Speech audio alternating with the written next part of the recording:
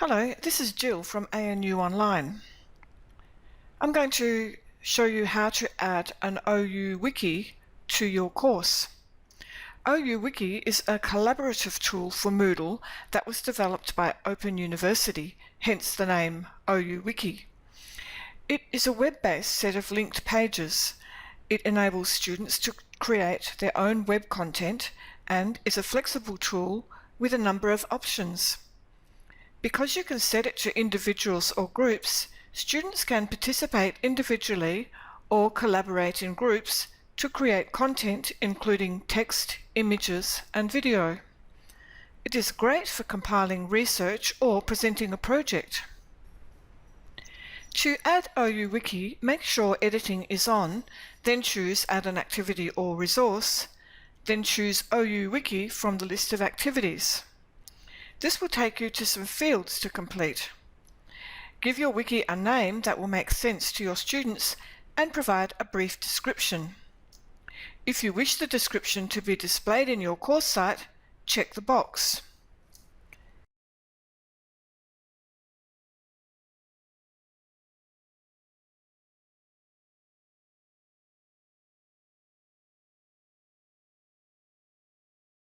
In Wiki settings, you have the option for creating a single wiki for the whole course where students can collaborate, or one wiki per group of students if you want students to work in groups, or a separate wiki for every user if you want this to be an individual activity.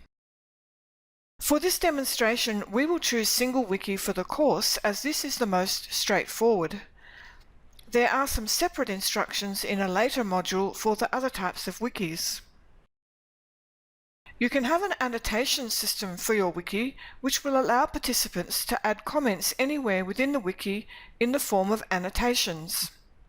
I will choose yes for this as I want students to collaborate and communicate with each other about their work. You can add a timeout limit for editing if you wish, however I will leave this as no timeout. If I choose a time limit, it means that once that time has passed, a participant will no longer be able to edit the wiki during his or her current login. You can enable dates during which you will allow editing by ticking the enable boxes next to the calendars, then choosing open and closing dates. This might be useful if you wish the wiki to be an assessment with a deadline. I will leave the dates open as this is a formative assessment. If your department has already produced other wikis in Wattle, you can make these templates and upload them here to create your wiki structure. You can also save this wiki as a template once you have created it for future uses.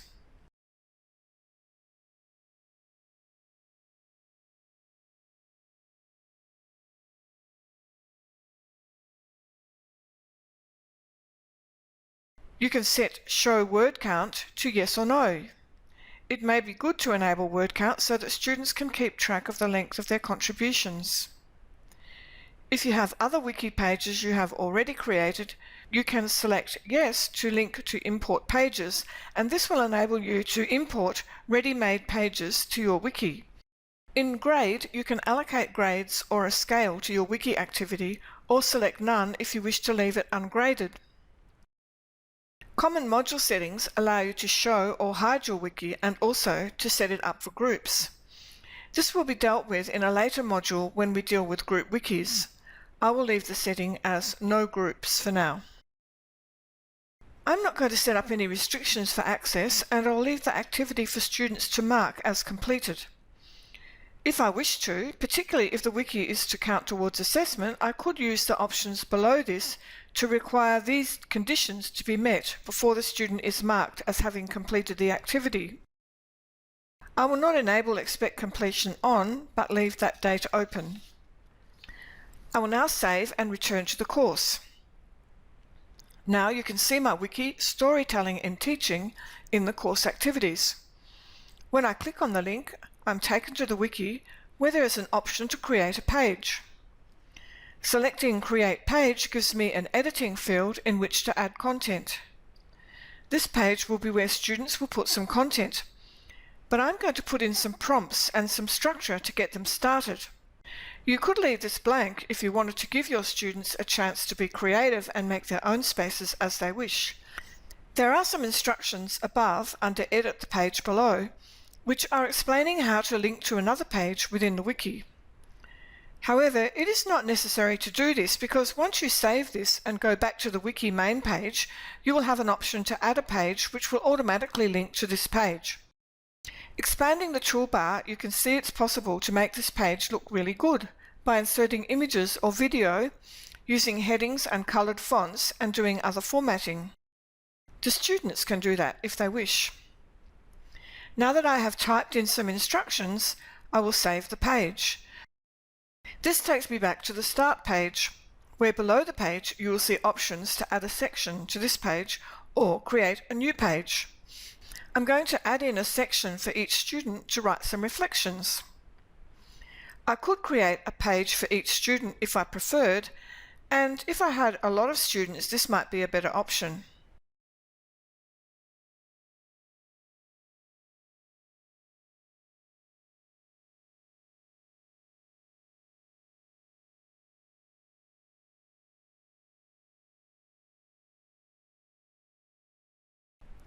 I am going to create a new page, and this will be where students share their research. So I will call it Research. I will type in a prompt here for the students. I could add an attachment with instructions or support materials if I wished. Students can also add documents here.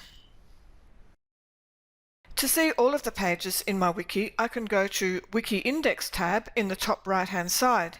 Here you can see the wiki with the 2 pages.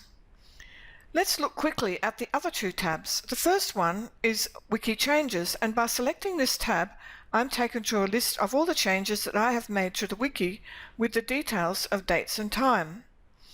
This is useful if you wish to track students' work. The next tab is Participation by User, where you will see all of your participants listed and any activity they have undertaken in the wiki. My students haven't accessed the wiki yet, so the only participant showing any activity is myself. Clicking on the Structure tab, you'll be shown the wiki and how it's structured, with research showing as a sub-page of Start Page. Unfortunately, you don't have the option of changing the title for Start Page, so it's probably a good idea to put in something there that is purely an introduction to the activity.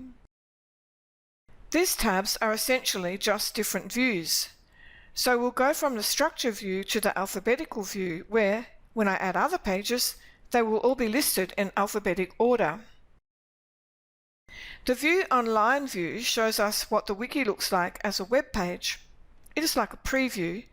If you look at the bottom of the Start page, you'll see how the second page I created, Research, is listed there.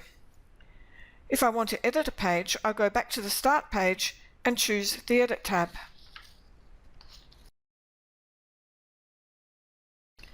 Selecting the Annotate tab, we're taken to a place where we can add annotations to any content on the wiki page. The instructions tell us to annotate by clicking one of the annotation markers, the small blue squares next to each word, and enter the text. I am adding an annotation to my instructions. You can now see the number 1 next to my instructions in the Edit view, which is my annotation. By saving the changes, we can now see a small note icon next to my instructions. Selecting it gives me the annotation in the space below. If I wanted to remove this annotation, I simply remove the text from the form within Annotations below the page. In the History tab, you'll find a list of all the changes that have been made to this page, the time they were made, and the author of the changes. You can view the changes, and if you don't want them, you are able to delete them. Saving my changes and heading back to the Start page, you can now see the sections, my annotation, and if you wish, you can edit the sections, add more sections, and add new pages. Any new pages will be linked in the Start page, creating a table of contents. When a student logs in, they will have exactly the same view as you. They are able to edit, annotate, and have the same views because this wiki is set up to be their web space, where they have control and can add content and rearrange the structure. That's all for this introduction to OU Wiki. Thanks for watching the video, and I hope you have fun creating your own wiki for your students in your course.